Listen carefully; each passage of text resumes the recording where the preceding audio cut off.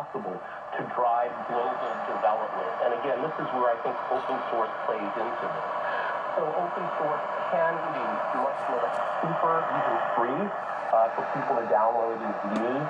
So this makes it much more attractive for countries in the global south, companies, individuals, educational institutions.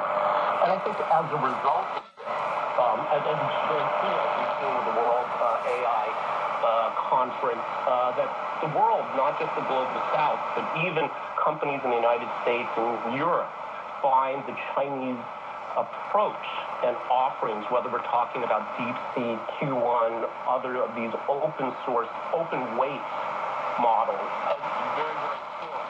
So two radically different approaches. It certainly seems at this point that the Chinese approach is far more welcomed all around the world. And again, it's still very, very early days, and we have to see how things ultimately play out. But again, it's not just at the company level and the product level, but I think even the philosophical approach to what AI should be in the world is very, very different. And I think from this perspective, choice is a good thing.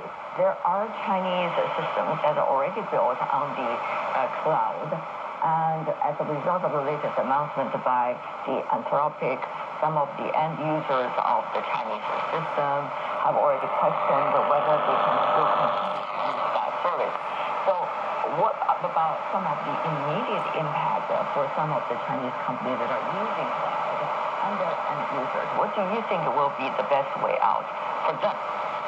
First, for those who have been building using Anthropic solution, which is one of the best solutions when it comes to development, including specifically, as Andy noted earlier, there's many other options out there. Like the DeepSeek also is good at coding. The new Quen model is amazing in terms of its abilities for coding.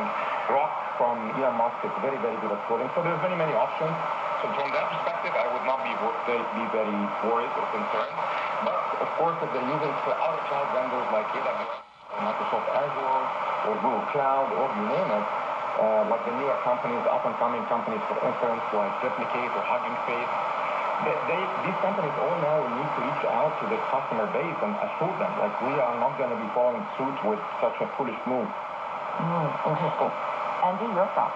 Well, Ray, I think here we have to be clear that what Anthropic offers is what's generally called coding assistance, meaning that it helps programmers be more efficient.